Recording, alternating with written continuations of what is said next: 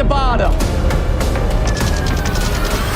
God damn it! Movie के start में mic नाम के एक शख्स से होता है जो एक लॉजिस्टिक्स करने वाली कंपनी में काम करता है।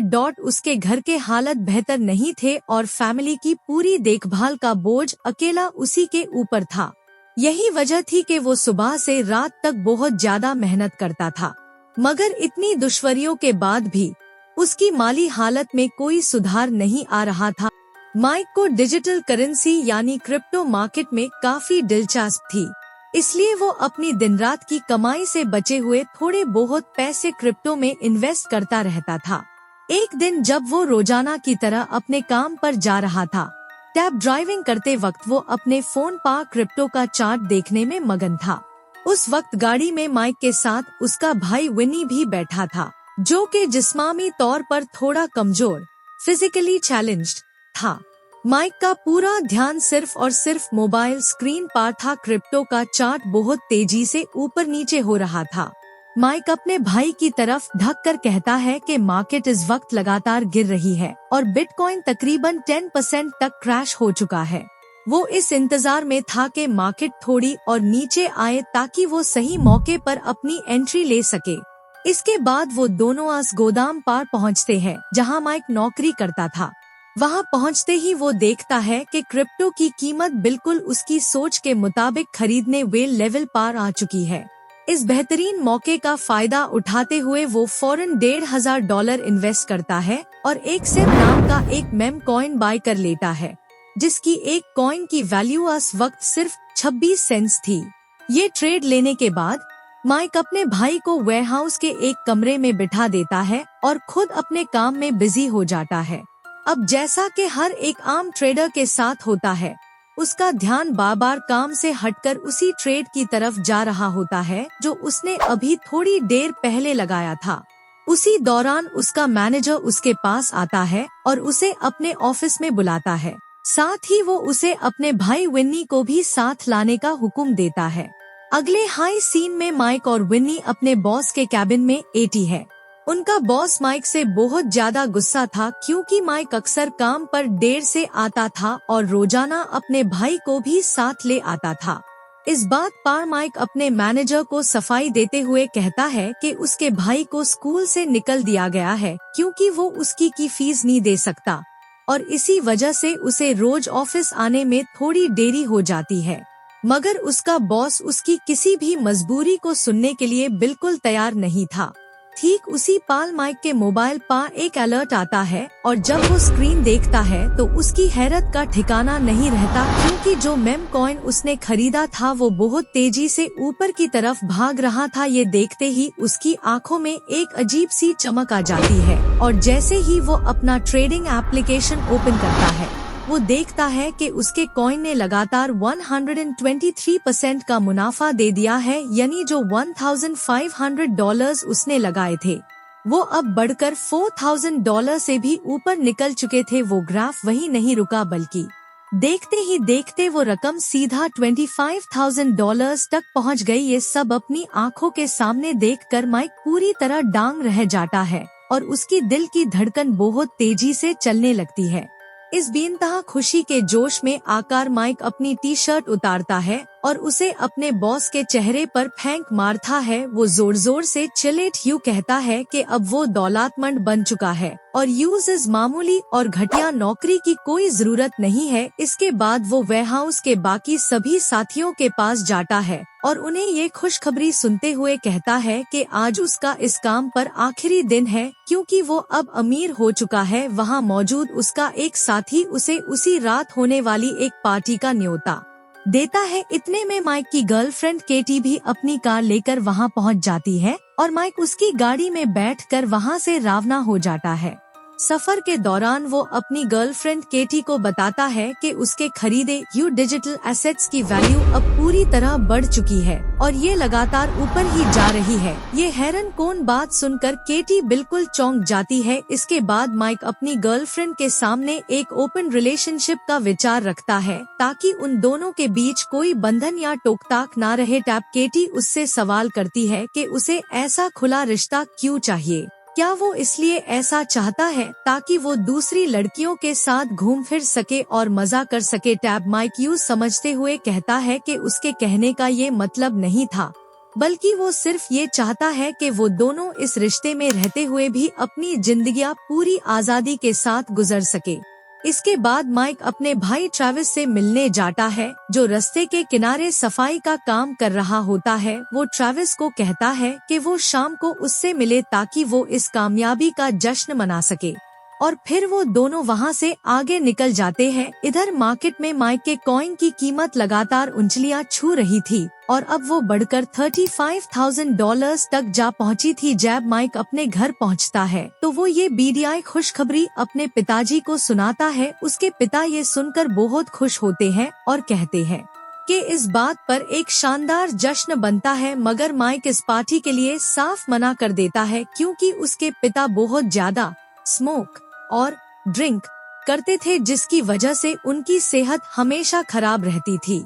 मगर उसके पिताजी जिद करते हुए कहते हैं कि ऐसी खुशी जिंदगी में बार बार नहीं मिलती, इसलिए थोड़ा बहुत सेलिब्रेट करना तो बनता है। इस पा माइक राजी होते हुए कहता है कि ठीक है, वो शाम को उनके लिए एक बोतल ले आएगा, मगर इससे ज्यादा कुछ नहीं होगा। ठीक उसी वक्त उसके मोबाइल पा एक और नोटिफिकेशन पॉप अप होता है। जैसे ही माइक अपना फोन चेक करता है, उसके होश उड़ जाते हैं और उसके पैरों टेल जमीन निकल जाती है। वो दुख और सदमे से चीखने लगता है क्योंकि जो कॉइन उसने खरीदा था उसकी वैल्यू अब बहुत तेजी से नीचे गिरने लगी थी। देखते ही देखते जो कीमत $35,000 पार थी, वो धर्म से गिरकर सिर्फ $4,000 पार आ जाती है। इस हादसे के बाद शाम को माइक एक बार पब में ट्रैविस के साथ बैठा हुआ होता है। बातों ही बातों में ट्रैविस उससे उसके काम के बारे में सवाल करता है। टैब माइक ह्यूज बताता है कि उसने आज ही अपनी जॉब को हमेशा के लिए अलविदा कह दिया है और अब से वो पूरा वक्त सिर्फ ट्रेडिंग हाई करेगा। वो क्रिप्टो करेंसी में फुल टाइम ट्रेडिंग करने का फैसला सुनाता है क्योंकि उसके मुताबिक क्रिप्टो से पैसे कमाना बहुत ही आसान काम है और वो इसके जरिए ढेरों दौलत जमा कर सकता है। जब वो ट्रैविस से ये सारी बातें कर रहा होता है, ठीक उसी दौरान उसकी बची हुई इन्वेस्टमेंट $4,000 से भी कम होकर लगातार $3,200 तक गिर चुकी थी। ट्रैविस उसकी बात सुनकर कहता है कि तुम इस क्रिप्टो के चक्कर में पड़ रहे हो, जो कि एक धोखे और फ्रॉड के सिवा कुछ भी नहीं है। माइक इस बात का जवाब देते हुए कहता है कि क्रिप्टो कोई स्कैम नहीं है, बल्कि पूरी दुनिया में लाखों लोग इसमें इन्वेस्ट कर रहे हैं और बेड बिलियनर्स भी इसमें अपना पैसा लगा रहे हैं। टैब ट्रैविस ह्यूज समझते हुए कहता है कि वो बेड लोग इसमें पैसा इसलिए लगाते हैं ताकि वो हम जैसे आम और गरीब लोगों की कमाई लूट सके, और तुमने इस फासिद चीज के लिए अपनी भाली चंगी नौकरी छोड़ दी। माइक इस पर जवाब देता है कि वो अपनी इस आम और परेशान कुन जिंदगी से पूरी तरह थक चुका है और हर हाल में अपनी किस्मत बदलना चाहता है, और इसी वजह से उसने ये बड़ा कदम उठाया है। इसके बाद वो दोनों इसी तरह बातें करते ह्यूज पार्टी में दाखिल होते हैं जिसका न्योता उसे दिन में मिला था, और वहाँ पहुंचकर वो देखता है कि उसकी गर्लफ्रेंड केटी कुछ दूसरे लड़कों के साथ घुल-मिल रही है और फ्लर्ट कर रही है। केटी को दूसरे लड़कों के साथ घुल-मिल कर बातें करते देख माइक अंदर से थोड़ा अनसिक्योर महसूस करता है और फिर वो उसके पास बात करने के लिए आगे बढ़ता है। केटी ह्यूज बताती है कि उसका ये ओपन रिलेशनशिप रखने का मशवरा वाकई बहुत ही कमाल का था, क्योंकि इस आजादी की वजह से वो अब दूसरे लड़कों से बिना किसी झिझक के खुलकर बेटी कर पा रही है। माइक को केटी की ये बातें सुनकर अंदर से बहुत गुस्सा आ रहा था, मगर वो चाहकर भी अपनी जुबान से कुछ नहीं बोल पा रहा था क्योंकि ये अजीब आइडिया खुद उसी का दिया हुआ था। इसके बाद केटी ह्यूज वही छोड़कर अपने दोस्तों से मिलने के लिए अंदर चली जाती है।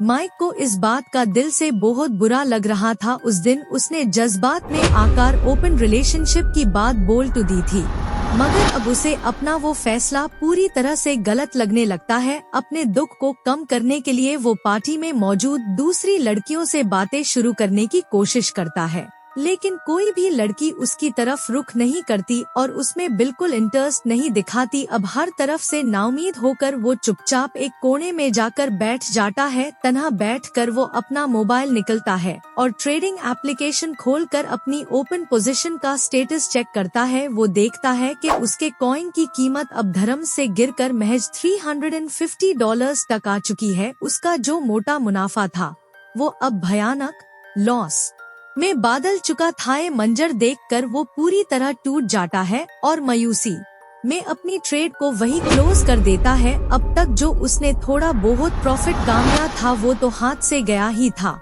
साथ ही साथ उसकी जिंदगी की एक साची साथी यानी उसकी गर्लफ्रेंड भी अब उसके पास नहीं रही थी। इंतहाई गमज़ादा हालत में वो उस पार्टी से बाहर निकल आता है। इसके बाद जब वो अपने घर पहुंचता है तो वो देखता है कि उसका भाई विनी बाहर खड़ा हुआ है। ऐसा लग रहा था कि माइक की जिंदगी में परेशानियां खत्म होने का नाम ही नहीं ले रही थी। वो देखता है कि उसके पिताजी गुसलखाने बाथरूम में बेहोश पड़े हुए हैं। माइक बिना कोई वक्त गंवाए उन्हें फौरन नजदीकी हॉस्पिटल ले जाता है।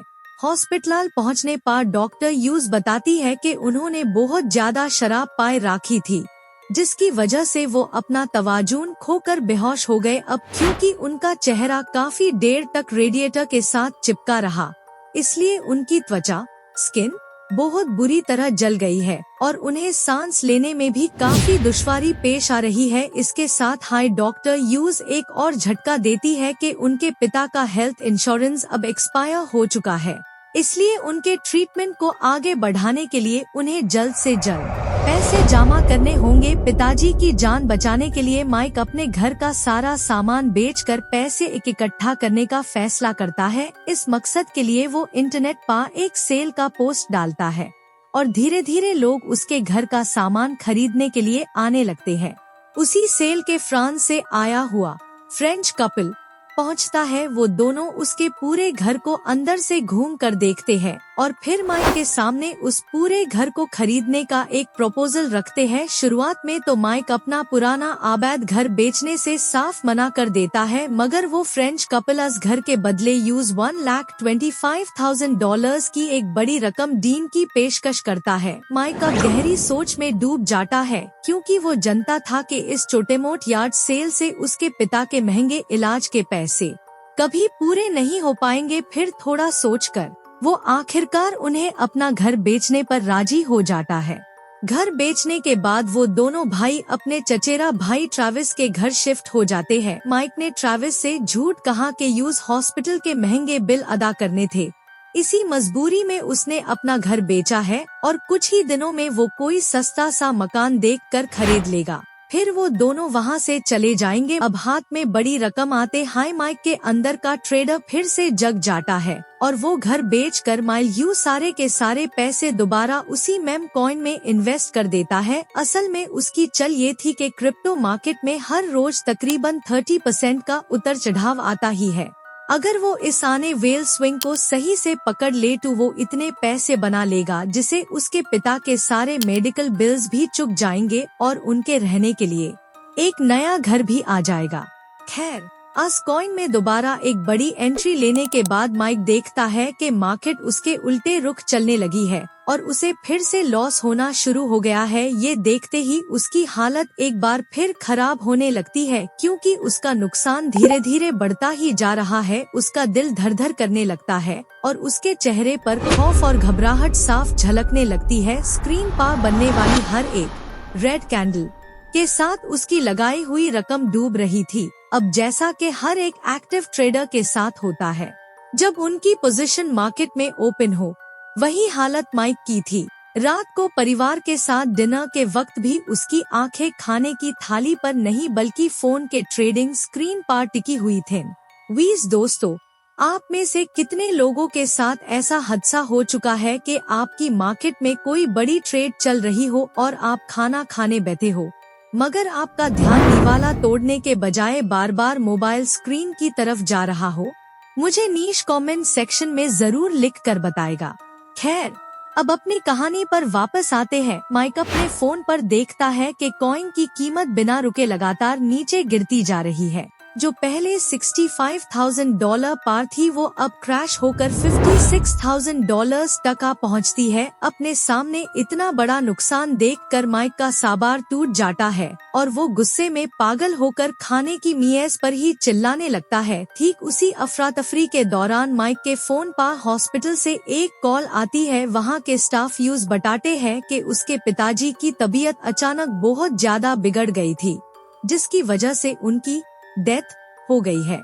अपने पिता के आखिरी रस्म रिवाज फ्यूनरल के मौके पर उसके सारे दोस्त और रिश्तेदार वहां दुख में शरीक होने आए। यूदी उन्हीं के साथ केटी भी वहां मौजूद थी, जो इस दुख की घड़ी में काफी रो रही थी और गमजादा थी। उसी रंज और गम के माहौल में माइक के फोन पर एक और मैसेज का टोन बजता है। जब वो अपना फोन निकल कर चेक करता है कि जो कॉइन उसने खरीदा था वो अब $56,000 से सीधा तबाह होकर महज $4,000 पार आ चुका है। घर बेचकर उसने जो अपनी पूरी जिंदगी की पूंजी लगाई थी, अब वो सारी रकम इस क्रिप्टो कॉइन में डूबकर जीरो हो चुकी थी।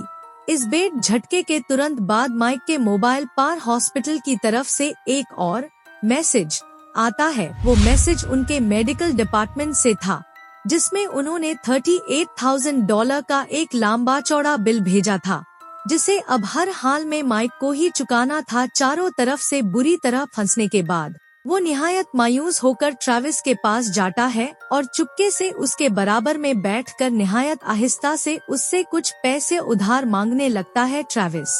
ट्रैविस उसकी हालत देखकर फौरन समझ गया कि माइक ने घर बेचकर मिली हुई सारी रकम क्रिप्टो मार्केट के जुए में डूबा दी है। वो उस पर गुस्सा होते हुए कहता है कि मैंने तुम्हें पहले ही समझाया था कि ये सब एक धोखा और स्कैम है, मगर तुमने उस वक्त मेरी एक ना सुनी। माइक जैब बहुत ज्यादा बिन्नत और गुजारिश करता है तो ट्रैविस कहता है कि इस वक्त उसके खुद के पास तो पैसे नहीं है, मगर वो एक ऐसे शख्स को जरूर जानता है जो उसे उधार रकम दे सकता है। साथ ही वो माइक को कड़ी चेतावनी वार्निंग भी देता है कि वो बंदा इंतहाई बुरा और खतरनाक है।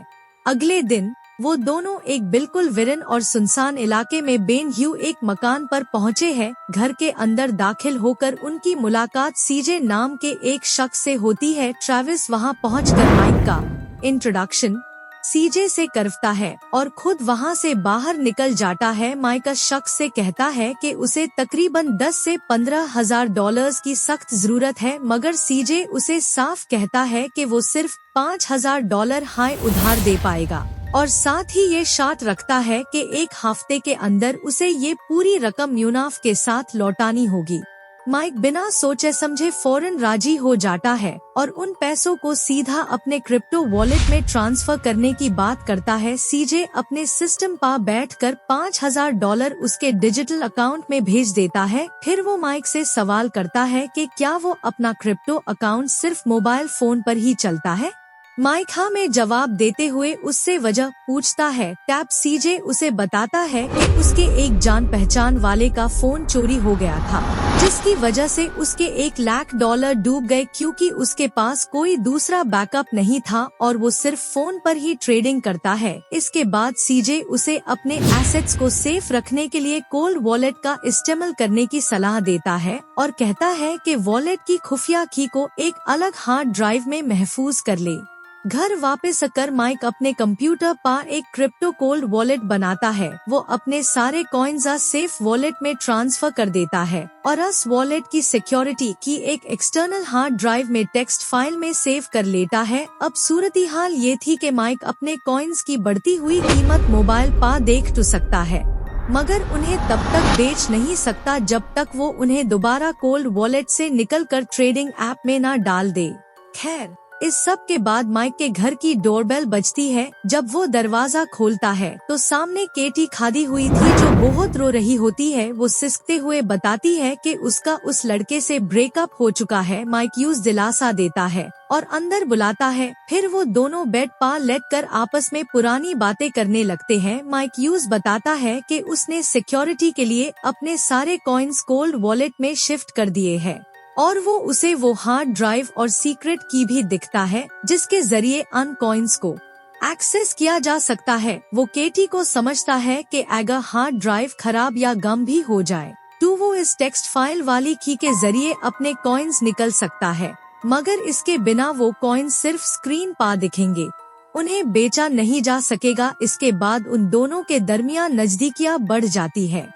अगले दिन सुबह जब वो दोनों सो रहे होते हैं, तब ट्रैविस की बेटी लिली वहां आकर माइक को जगती है और कहती है कि यू स्कूल छोड़ दे। उसी दौरान माइक के फोन पर एक नोटिफिकेशन आता है जहां वो देखता है कि उसके कॉइन की वैल्यू अब बढ़कर $8,000 तक जा पहुंची है। घर पर इस वक्त कोई और बड़ा मौजूद नहीं था, इसलिए मजबूरी में माइक को लिली को स्कूल छोड़ने जाना पड़ता है। रास्ते में चलते हुए भी उसका पूरा ध्यान मोबाइल पर ही था और वो देखता है कि कॉइन तेजी से ऊपर जा रहा है। उसके अंदर की घबराहट बढ़ने लगती है क्योंकि वो जल्द से जल्द कंप्यूटर के पास पहुंचकर अपना मुनाफा निकलना चाहता था, क्योंकि अब उसके कॉइन की कीमत $1,40,000 तक टच कर चुकी थी। जब माइक हांफता हुआ घर के अंदर दाखिल होता है तो उसके होश उड़ जाते हैं, क्योंकि वहां से उसका कंप्यूटर और केटी दोनों ही गायब थे। वो पूरे घर में देखता है मगर कंप्यूटर कहीं नहीं मिलता। वो केटी को लगातार कॉल्स करता है मगर वो फोन नहीं उठा रही थी। हैरानी में माइक और विन्नी दोनों भागते हुए केटी के घर पहुँचे हैं,